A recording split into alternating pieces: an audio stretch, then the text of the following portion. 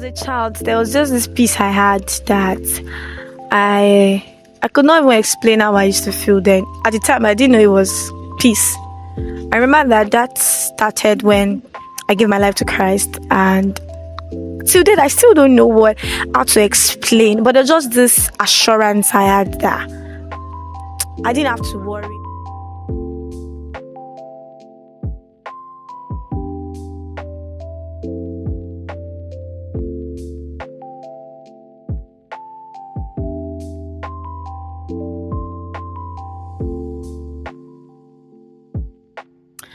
And even as children, normally you didn't have to bother about what to wear, what to eat, anything. Your parents at your back, they were ready to do anything you wanted them to do for you. And so I didn't have a lot of life worries. There was really nothing I was worrying about as a child. What those children worry about, aside from maybe very small things like they want to buy chocolate, they want Christmas clothes, they want Christmas hair, and those kind of things. So it was just beautiful, really. And to be honest, I wish I can go back to that time. But now that I'm older, there are a lot of things I now worry about. Adults in NASCAR. There's so many things that I worry about now. There are a lot of things that adulthood brings. Even you yourself, you're like, can I go back to being a child? And I think when we're children, we wanted to grow older. We wanted to be adults. Now that we're adults, many of us want to become children again. It was when I became an adult and I grew older, I knew what worry meant. I used to listen a lot to, teachings, Sunday school, joy, always. Be joyful at all times, rejoice always. And I'm like, why would people be sad? I didn't even know that there was something called worry until I grew older and I started to experience when you're waiting for something and it's not coming forth, when you're expecting something and you're not getting it, when you see people are not even putting in as much effort as you are and they're getting results, and then you start to get scared. There's anxiety, there's all of these things, and you're wondering why. I know there are some adults who do not even worry about anything.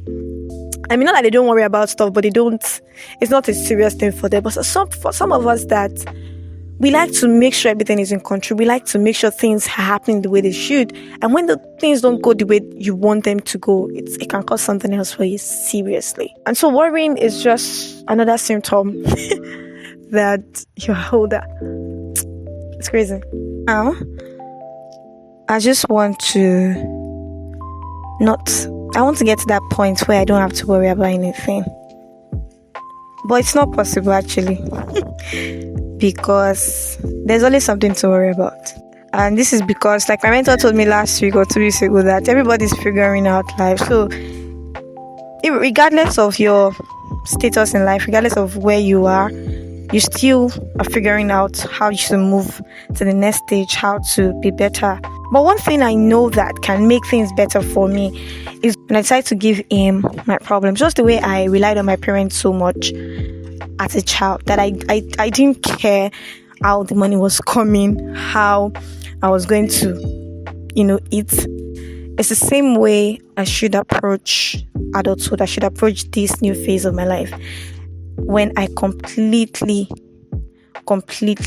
rely on God, where I completely say, okay, I don't know how you are going to do this, but I trust you to do it. And a few times I've tried that method. To be honest, I don't have to. There's just that peace that I used to feel as a child. Yes, I have that experience again. I just remember Philippians 4:6, and there's no need to be anxious about anything. There's no need, to be honest. Every time you're anxious about something you can't control, you're giving yourself problems. You will not be able to sleep. You start worrying. It just doesn't make any sense.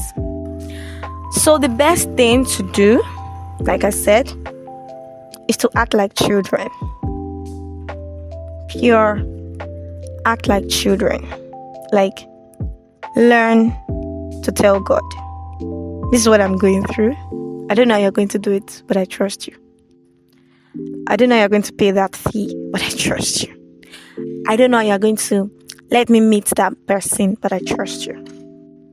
So this is what I'm doing. This is how I'm taking life lately. And that, okay, there's this thing I'm asking God for. It's not coming yet. Maybe it's not time. Maybe I don't have the capacity to undo it. That's why it's not coming. So what do I do while I'm waiting? I trust God completely. Peace. The peace of God that passes all understanding. That is what happens whenever I trust Him. That is what happens when I decide to give Him my problems. What He gives me back is peace. So yeah,